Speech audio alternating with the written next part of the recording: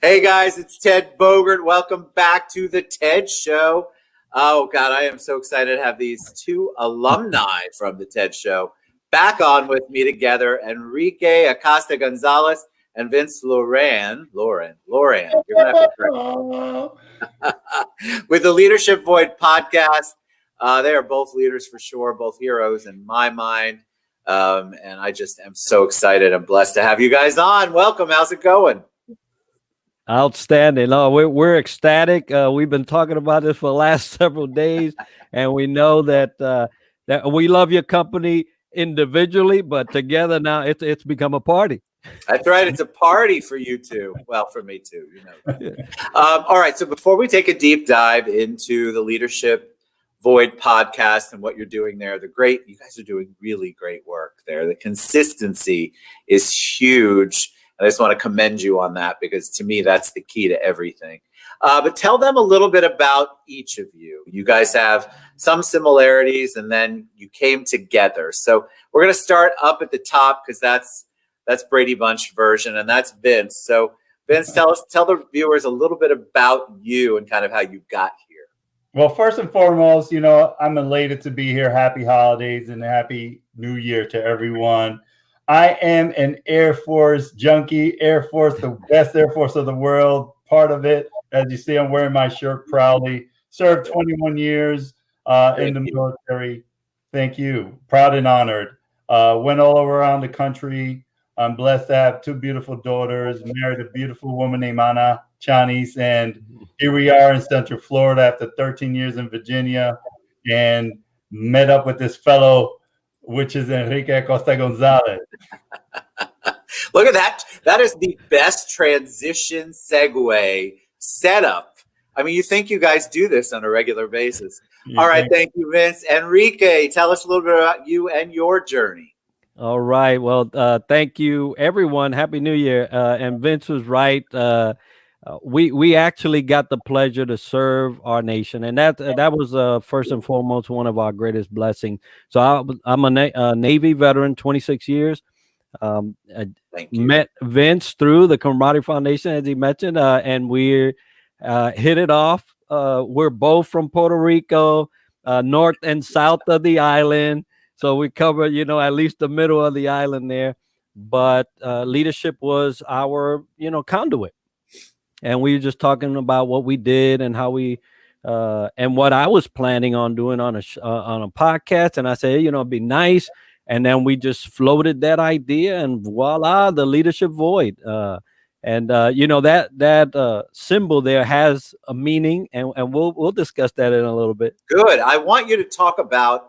You all have taken an idea, a passion, and really put it out there. You have created this vehicle for you to tell your story, for allow other people to share their stories and their journeys.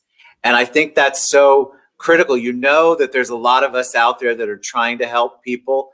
I think what you fill a void, no pun intended, to address some issues and some things and have conversations that we're not having.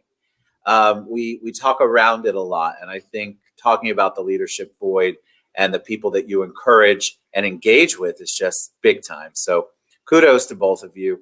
Let's talk about it, though. Let's talk about the Leadership Void. So I can't believe you actually think there's a void in leadership, Vince. What's your thought process there? Well, yeah. When we started this, growing up in the military and becoming leaders, we wish we had a playbook or had more mentors, not just one or two, but a default, somewhere to go to. And I'll share some statistics. There's pretty much 18% of managers that are highly talented, doing great managing people and managing others, which means is 82% that are not great at or good at managing or leading people, excuse me. So, and if you look at that in money, that's over $550 billion annually. Wow. Wow. So we're like, you know what? Being veterans, wishing we had better opportunities of having a conduit in the internet world. Hence, we developed the Leadership Void through a survey, through different mechanisms, and through our passions. And here we are, because as you mentioned earlier, we both have companies that deal with leaders, the Triad leadership solutions, and myself with Ignite RPM. So individually, but here collectively, we grew together, we grew stronger, and we're going to take this to another level. And let's talk about that other level, Vince, Enrique. What is it that you want to do with this? Because it's one thing to have an idea, right? We all have an idea. I decided to do a show. I had really no idea what I was doing, still don't. But you all had an idea, and you wanted to see that come into play. You wanted to see it come to fruition. So you got all the moving parts together. Where do you want to take it, Enrique? Yeah, it's interesting because our journey did not look this way when we started, and Vince will attest. We were actually going to start from the survey to do an open forum training, to address that $1 billion pain point. It's billions of dollars. So it's just that people don't, want to attest to it, but it's there. But we were going to do an open forum training. People were going to come in. We had a site. Everything was set. And bam, pivot time, right? So if anybody knows how to pivot, it's the military. They teach us that every day. And so we did. And so this is how this whole podcast actually came to fruition. And we said, all right, it's time to go all in. But our mission is to address that $1 billion pain point. The Leadership Void podcast is a conduit between us and what we want to do. And we want to go out and train and teach and speak. We're fortunate right now, won't let the cat out the bag of what the details are, but we're already slated as and I'll say a couple, insanely, but as a couple here in the Leadership Void to address those things in a collegiate platform. So there's colleges already asking for us to go, and that's where we want to do. That's what we want to do. We want to go out. We want to speak to big forums, bring the Leadership Void insight that we've acquired it over the year, and all the things that we've heard, and bring it to the people. And that's where we're headed. I love it. I think it's so timely. So many people, I think one of you mentioned it, I don't know if it was Vince or Enrique, that everybody's had to pivot in 2020. So people are in jobs and careers and industries that they didn't really think of themselves going to be in at the beginning of 2020. And so everybody's had to shift. Well, that shift might be out of necessity, but now you're in it. What are you going to do with it? How are you going to benefit from it? How are you going to give back in a way that is meaningful to you and helpful in your finances? I think people have struggled with that. Hey, I finally made the leap. I'm doing XYZ instead of ABC. Great, I'm in it. Now what do I do? Where do I figure this out? How do I have the managerial skills, the leadership skills, the community skills? I love the fact that you immediately hit void right in the title, because a lot of times we dance around things. You could have made it a really pretty title, the leadership collaboration. I'm just making fun of stuff. But you hit it, the void. There is a giant void. So let's talk a little bit about that. What are some of the things that you see when you're going in and you're talking to people, or when you have them as guests, where the void is? And I'll start off, and I say to folks, we all want to achieve mission excellence, mission efficiency, right? And as military, we love acronyms, and that's ME. And the first person is me, right? So we talk about mission excellence is me. It's you. You got to look yourself in the mirror, because you're the leader, you influencing, and you have to understand what it takes to really be cool, calm, and collective, understand how to influence, how to really listen.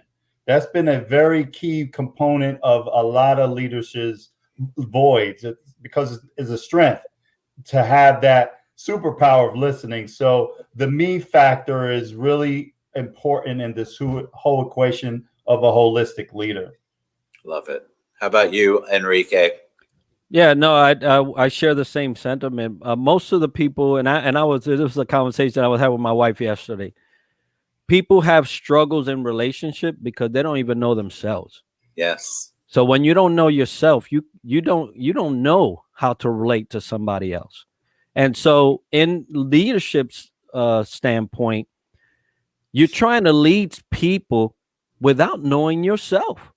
Yeah. And when you get to that me, that reality that, people call, come to Jesus, whatever you want to, when you get to that point where your cards are being read before you even get started, right? The people can read you real quick, and they'll tell you about yourself.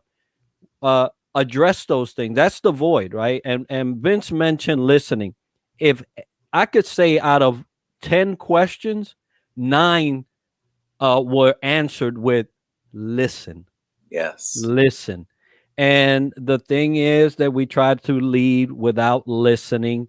And that's why you have such a percentage so high about mismanagement, right?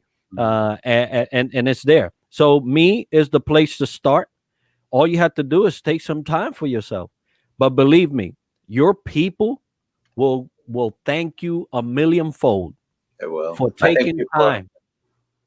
they're hungry for that kind of feedback too. Everybody's been feeling, I feel like in 2020, unsteady, not sure. I mean, how could you 100% be sure? We're all struggling with the things, the unknown. What's it going to be like? Oh, I thought it'd be over in a month, and now we're 11 months in. All of the stuff that we're all struggling with. And so if you don't have leaders in place who understand that that's the feelings, those are the feelings that are going on, those are where the struggles are, and you are just trying to shove some sort of narrative down your employees, your team's throats without listening, you are setting yourself up for a not very great 2021. I've consulted with a lot of leaders before, and I do try to take from them the good, the bad, and the ugly, because sometimes it's the bad and the ugly that teach me what I don't want to do, right, or the leader I don't ever want.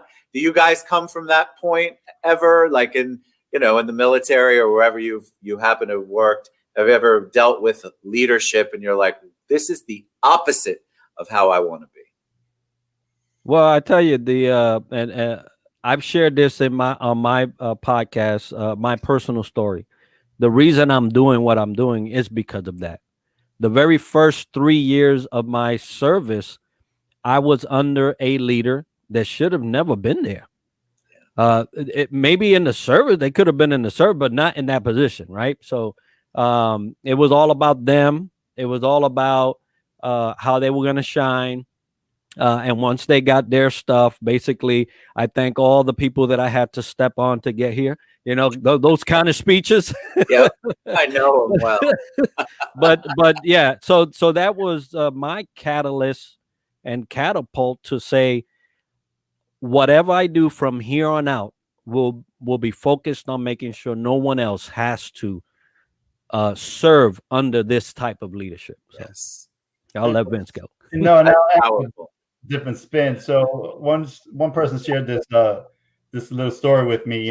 Just because you're good at making donuts doesn't mean you're going to be great at running a bakery, right?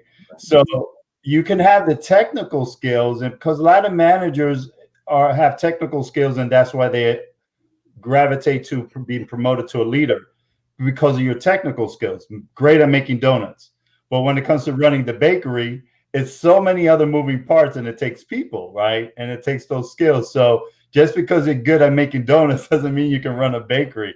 And I ran into a lot of people who are good at making donuts, leading people, right? They have us going in donuts. But individually and collectively, one thing I share with folks is that when you get into an uncomfort zone, and that's where growth really happens. And I say to you, where are you pulling from? Are you pulling from the book of possibilities or the book of limitations? So you have to understand where you're going to when you get into those moments. And to address the voids, you have to look at possibilities, and because we are our worst critic, and that happens to each and every one of us. And leaders, have to really, through the pandemic, as we've seen, those who have gravitated to the top. So there's a lot of opportunities to have people to run bakeries, not just have the donor mentality of making them, and look through the book of possibilities. I love the book of possibilities. That's where I try to draw from, but this is many years of experimenting with the book of limitations, I can tell you, because we have those limiting beliefs, and those sometimes are easier for us to lean on and go to and use as excuses than the book of possibilities. Because the possibilities mean, oh my God, I have to actually go out and do this, instead of relying on the fact that, well, my people just don't do that, or I'm not a math-minded person, or whatever it is that your limiting belief. And so you're right. I think we do tend to, unfortunately, go toward the limitations book. And I would like to encourage people not to do that, for sure, which is what you guys do. So where do you want to speak? Let's talk about that. Tell us about what you want to accomplish. Do you want to do leadership trainings? Do you want to do team building for larger companies? Where do you see yourself with this? I don't even want to say 5 years now that we've all experienced 2020. But where do you see yourself with this? I'll let Vince go on with that one.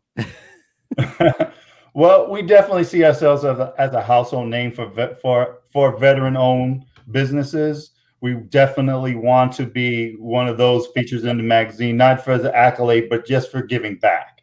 And speaking real quick about giving back, I definitely think it's good to highlight one thing we're doing as well on our horizon, which is we want to give back in a sense of doing a radio check. And what does that mean? It means that we want to encourage veterans and those in the community doing kind of like a battle check, battle buddy, by giving back by just twice a month on a payday, which for us was the 15th and the 1st, just 30 minutes, a live forum of just, hey, we're talking to you, what's going on, where you at, seeking answers, forming connections, as one word as Ted likes to use for 2021. But we're doing that radio check to give back on a payday, and is a way of us paying back. Love that. So that's one very important thing to keep us grounded about service before self. And the rest, I think, will come naturally, the speaking engagements and the platforms, and moving forward throughout the nation and hopefully globally. Love it. All right. So how does somebody get involved with the podcast? If we have a veteran-owned business entrepreneur, do they just reach out to you guys? Tell us a little bit about the structure of the show. Yeah, the structure, it's pretty simple. If you're in leadership, right? That's what we do, right? We can have cooks, but they're going to be talking about leadership and cooking, right? But if you're in leadership, if you are a leader, making an impact, especially if you're a veteran, military spouse, or active duty, trying to transition to the community, the leadership void at gmail.com. Send us a message. Say, hey, I checked out your show. If not, it's the Leadership Void podcast on all the platforms. It's on every platform. You can look it up on YouTube, or you can look it on a podcast platform. But we entertain anyone that wants to discuss leadership and growth and share their knowledge. So if you want to contact us, those are the ways to do it. Perfect. All right. Tell me, people want to know, and you guys probably know this, when you're doing a show and then they see us all talking, we're laughing, we're engaging, and they probably are not feeling the same mood. Maybe they're not feeling as positive. Maybe they're dealing with that void in the leadership that's working with them, and they're not in the mood to hear anything about that.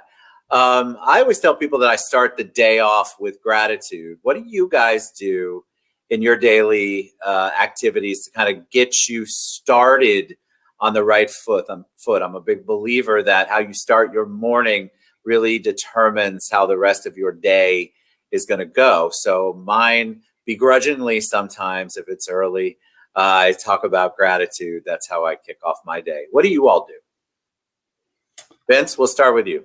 Yeah. Well, if it's the weather permitting, I either go for a walk, but words keep me grounded. And I'll take this from another great leader that we had on our podcast. He starts his day either in a mindset that you're either going to be good, great, or phenomenal, right? So it's a positive all the way around, you know. So it's being grounded to your point of gratitude all the time. Last year, prior to that little tidbit, I used one of the 3 C's. I'm going to be courageous. I'm going to be content. And I'm definitely going to be committed. So I always continually do the mental Rolodex of keeping myself in that mindset of gratitude every day, to your point. But brushing my teeth, I repeat it, kind of sing a little song. But you have to have that gratitude to be good, great, or phenomenal. Love that. What do you do, Enrique? I'll tell you what I do. The first thing is I roll off my bed and I'm face down on the floor. Humility is one of my greatest rewards in my life because not only have I learned lessons, but it keeps me in a place where I should be. And so I started humble. I ended the same.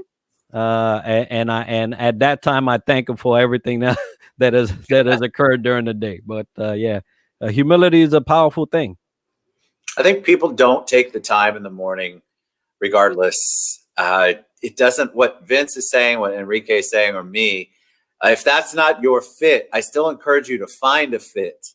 Find something that is going to motivate you, that is a positive way for you to start the day. Because a lot of people wake up and hit the alarm 75 times and they're miserable because they're going to a job they don't like. I mean, I could go on and on and on. But I think regardless of what you're having going on externally, you can set your internal soul, spirit, mind on fire by focusing on positive. So the 3 things we said are a little different. You could find your own, but I want to encourage you to do that because it's really mind-blowing how impactful that can be. Mm-hmm. All right. So we know to go to the Leadership Void podcast. We know how to tag each of you. What is your plan for 2021 in the short term, Vince? What do you want to accomplish first quarter? Oh, wow. First quarter. That's a great question. So let me think about that. I think for me, you, Enrique. There we go. No, I mean, first and foremost, for me, the first quarter is really to establish some of these short-term goals I have established. They're pretty much easy. Read a book, and I'll share with you. Here I am reading. Shift Your Mind. Read this book. Short-term goal. Hit the 100 subscribers for the Leadership Void on a professional level. I'm in graduate school for social work, so definitely working in the internship. So there's a lot of small term goals I have professionally and personally that I definitely want to reach, and there's a few more, but those are the highlights that I have. I love it. All right, Enrique, how about you? All right, so likewise, I got a ton of books to read. I'm enrolled for my master's in organizational leadership through Regents University. I'm also, and Vince mentioned something that's important to us. YouTube, they have milestones, right? But so do we as far as so that 100 subscribers. And I'm going to quickly mention this for the next, and we're about 50 from that 100.